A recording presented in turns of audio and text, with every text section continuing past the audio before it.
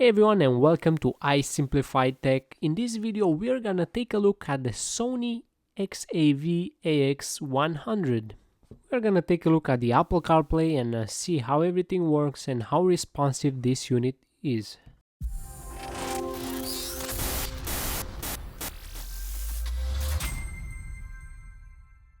Before I power up this unit, let's take a quick look at the frame of this unit, and you may notice a couple of scratches. That's because they use a kind of rubberized plastic which is easy to peel off, so that's common for this kind of material. This unit has a 6.4 inches screen with an anti-reflective film on it.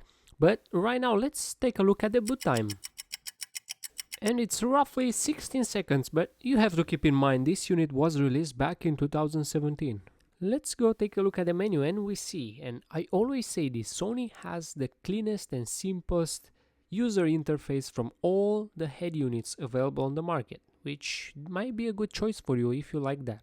The radio user interface is very simple and easy to use, and you have 18 presets to save your favorite radio stations. Another cool feature of this unit is the ability to plug in a USB and play files like music, videos, or pictures. With the phone connected through Bluetooth, you will be able to play music from your device and answer the phone calls. You also have the ability to sync your contacts and quick access them through the phone app. Now let's go take a look at what settings this unit offers us. We have the language sections with a pretty wide variety of languages for different parts of the world. I have no idea what the clock time option does. I thought it's gonna show or hide the time in the top status bar, but looks like it doesn't make any difference. So if you guys know, let us know in the comments.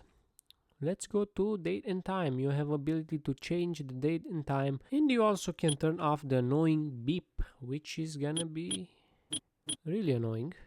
For the dimmer option, you have to wire the orange illumination wire to your car harness for that to work, and you also have the ability to choose the dimmer level if you think it's too bright at night. The camera image can be easily mirrored from these settings. As you may know, this unit is gonna let you use the original steering wheel controls, and you also can customize the buttons to set for each individual button what to do. And going to the rear camera settings, from here you can adjust your parking guidelines, which is pretty nice. Going to the audio settings, we have a couple of interesting options like extra bass, 2 adjustments, 1 and 2, which is going to give you that extra bass. Also the equalizer for 10 bands with the ability to choose the presets and turn on and off the subwoofer. Also you can adjust the fade and balance, but look at that screen, how responsive it is. And of course the famous crossover function, which is going to let you tune up your speakers on your taste. But DSO, it's a pretty interesting feature. It's a dynamic stage organizer. This basically creates a virtual speaker in your car, so it's gonna give you an impression you have a center dash speaker. Jumping to the visual settings, we have the USB video frame rate playback, which you can choose between 60 and 50. Also ability to turn on and off the album artwork when you play something through Bluetooth. Wallpapers, we have 5 wallpapers pre-installed, but also you can choose your own from a USB stick. And of course it's time for my favorite feature, which is Apple CarPlay, and this is available only through USB. But take a look at the screen responsiveness. This unit is more responsive than the newer unit, which is AX5500. Even though this is an older unit, still does a better job than the newer Sony units when it comes to speed and screen responsiveness. Pressing the option or volume knob is gonna bring this little menu, which has some interesting options such as selecting the source, so you can select whatever you want to listen to while doing something else. That way you don't have to go all the way to the main screen and select the radio or other source. You can also turn off the screen quickly, and just tapping back you can wake it up.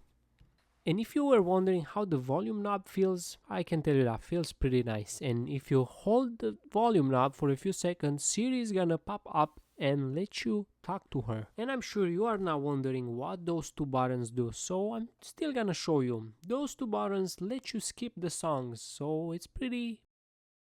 In conclusion, this unit looks a bit outdated but feels pretty fast and responsive.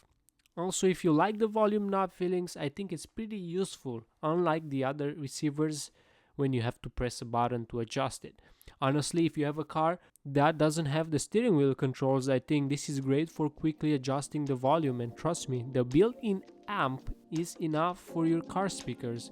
It delivers sharp and crisp sound. So that's it for this video. If you find it helpful, please support me by subscribing to my channel. It doesn't cost you anything, and I will see you in the next video.